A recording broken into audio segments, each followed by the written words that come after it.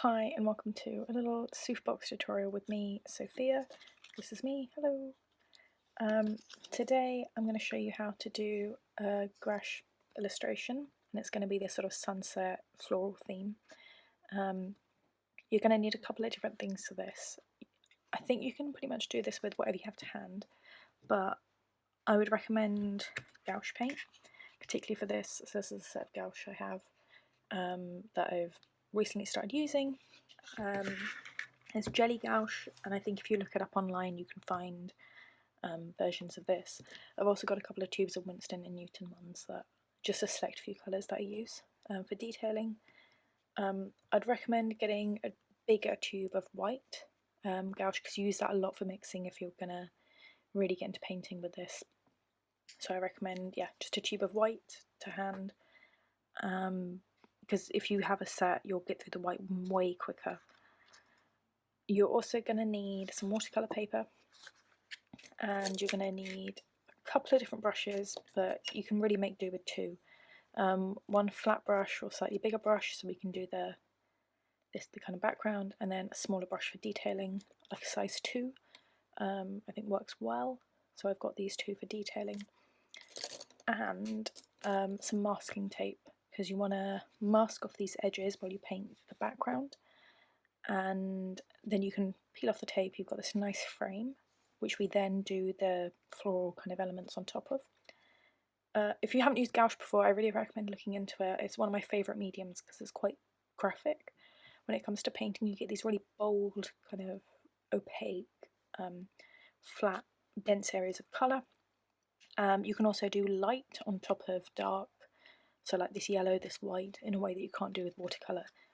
So for me it's a nice medium between acrylic and watercolour. You've got to sort of have gouache in the middle. You're also going to need, the masking tape. So let's set up our flat surface before we start painting. And my favourite, absolute favourite part of this is when you peel the tape off at the end to reveal those nice sharp edges. Now to do this, you're going to want to try to line up the flat top of that to the top of your page, so you get a nice straight line for the frame. And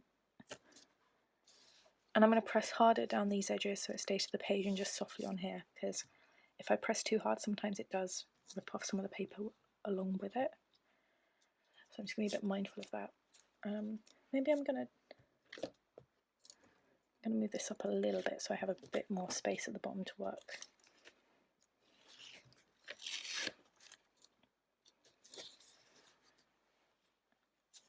You want to do it around all 4 edges. You can also reuse this masking tape. I tend to use it quite a couple of times until its kind of stickiness is gone. I think I'm going to do it along this edge because the bottom was a bit torn. There we go. And again, I'm following along the edge of the page with the edge of the tape. Same here, edge of the page and the edge of the tape. I've taken a really big bit for this one. I didn't need to be that big. Okay, so this is our frame, and now we're going to want to start painting the inside of it, which is that sunset. So you're going to blend it and use a couple of different colour options to do that. So the first thing you're going to want to do is get your flat brush. So I've got 2 flat brushes, and get your paint palette. So with gouache, I've actually let the paints dry, and then you can reactivate them by adding water. So my paint palette actually is always looking quite full, and there's always remnants of other colours. That's useful sometimes, and sometimes it's a bit annoying because then I'll get bits of blues in the white and I don't want that. But I find it quite useful because that way I don't waste the gouache paint, and I can just pull certain shades of colours into it. You're going to want to get your white tube. I do actually have in this set, they give you 2 whites, again because I find I get through more with the mixing and trying to find the right shades. So I'm just going to scoop up a little bit of white and put it here. And I'm going to go for like this reddy pinky tone and a mix of that. Just a touch of it, because I think the white takes on the colour much quicker than you expect it to. Now, you want to go for a bit of a blend, so you're going to need an orange and a white, a bit of a yellow, and then you get this peachy tone at the bottom. You want way more white than you do the colour, because the colour is quite strong and it will stain the white. See, it's come out way stronger than you might expect it to. And just start painting from the bottom up. So I want it sort of pinky at the bottom. I'm just dipping the top of the brush into the water just to loosen the paint up a bit, and it just blends a bit smoother. The more paint you have, the less opaque it's going to be. Sorry, the more water you have, the less opaque it's going to be. The more paint you have, the stronger, more opaque. So I've already got a bit of orangey tones here, so I'm actually going to take a bit of my white and just put my little lump of white here. And just take a tiny little dab of orange, and I'm going to put it on the corner so I can pick up some of that orange. But again, way more white than the orange, because you want these sort of pastel tones. To get the pastel tones, you have to really be generous with the amount of white you use.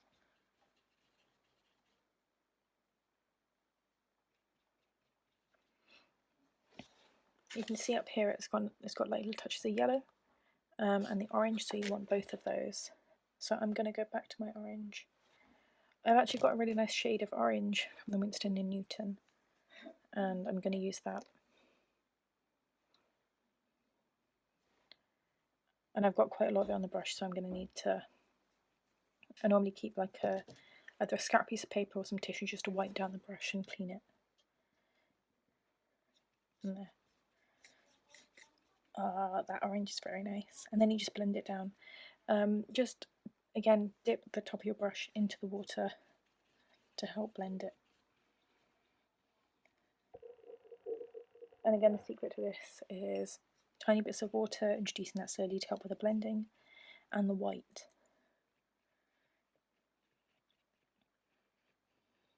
So I've just dipped it into there, and actually I've got quite a lot of the colour on the tip of the brush.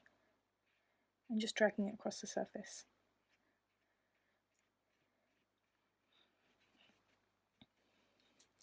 Just going to blend to the edges because of the white bit. So the top is quite orangey in the top corner.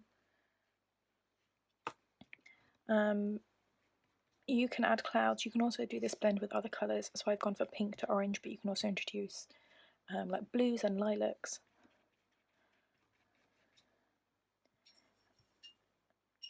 And just a tiny bit more water.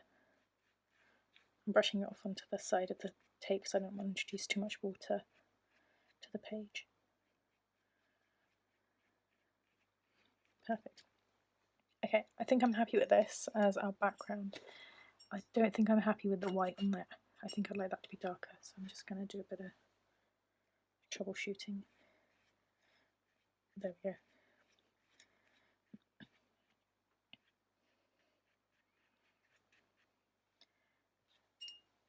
After you've done that, wait for this to dry. Once it's completely dry, then peel it, because if it's still a bit wet, it will bleed off to the edges. So let's wait for this to dry and then we'll go on to the next part.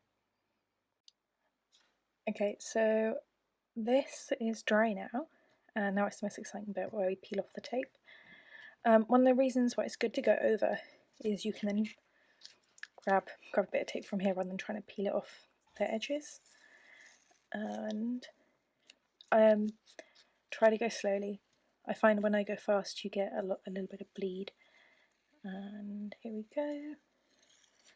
One. I don't think it was dry. I think I was just impatient. But this is what happens if it's not 100% dry.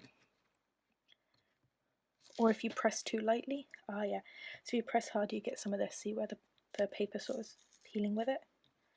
And because this is fresh masking tape as well, it's slightly stickier than masking tape that's been used before. My ideal is masking tape where it's on its third or fourth go, because it's still a bit tacky but it's soft enough and not as sticky to peel off the page. Okay, here we go, this edge. And because I'm going from the top rather than the bottom where it's peeled, hopefully it'll only leave me a little bit of damage that we can figure out. Okay, so now I'm just gonna tear this off slightly and hopefully that'll be okay. Got this really crisp white frame now, and this is beautiful, really lovely sunset.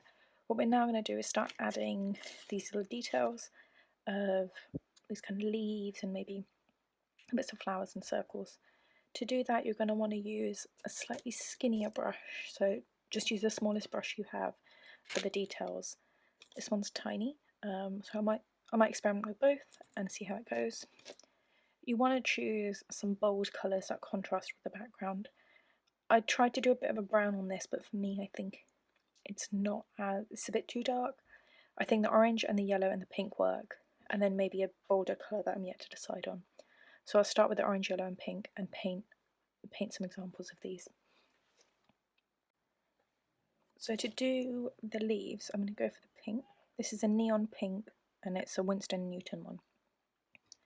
I actually think it's worth investing in some nice like neon colours or like golds or special colours, because the bulk of the other colours I feel like I can mix from my main kind of cheap gouache tray.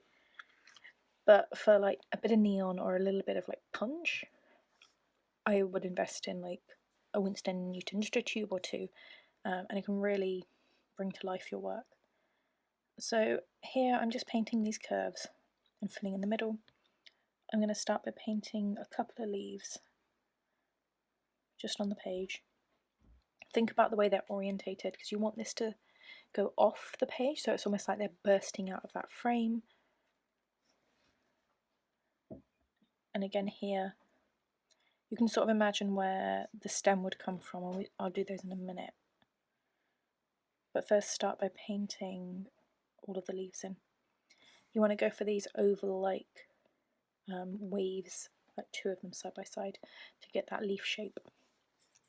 Once you've done a few of those, and I think mix it up, do some in the centre and some on the sides, go from the bottom of that leaf, and again just do some waves down and stop at the edge of the window or the frame. Same for this, and same for this. And I think the wave makes it feel like, again, they're coming out, they're bursting out from the corners and the edges.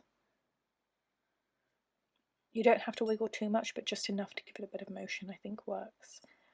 I'm now going to do a similar thing for all of the rest and start adding in these little details, and just playing around with those three colours of the orange, yellow and pink, and adding these little dots and circles.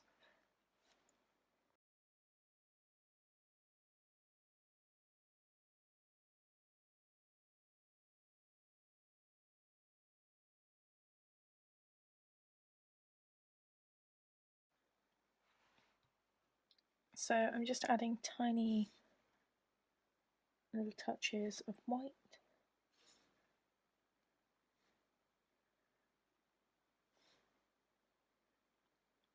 And I'm kind of rotating my brush in a circle to get those, like a sweeping little arc. Maybe a few more. I think I might try using the really small brush. Don't know if you can see how small that one is. It's tiny. Just for little dots. Yeah, much better. And I don't have to rotate the brush because it's so small, I can just dot the page. Okay, I think that's it. I'm debating whether or not to add the touches of blue because I really like the boldness of the blue, but there's something about this colour palette that works, that maybe if it was a dark purple, possibly. Yeah, I'm umming and ahhing, but I think this works, and I think this has been a really easy, quick little introduction into how to use gouache.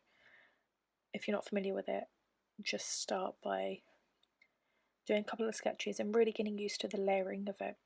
Just be mindful that if you put wet gouache on dry, it might reactivate what's underneath, so try not to overwork. the layer. I sort of did that here with this yellow leaf and the pink underneath. Keep a tissue right by you so you can just dab off any excess water. You don't want to water it down too much, and I also find that helps in case I've got any other remnants of colour. It just dries out the brush and I can go in fresh to my other colours. I hope you liked the tutorial, and thanks for watching this episode of Soothbox.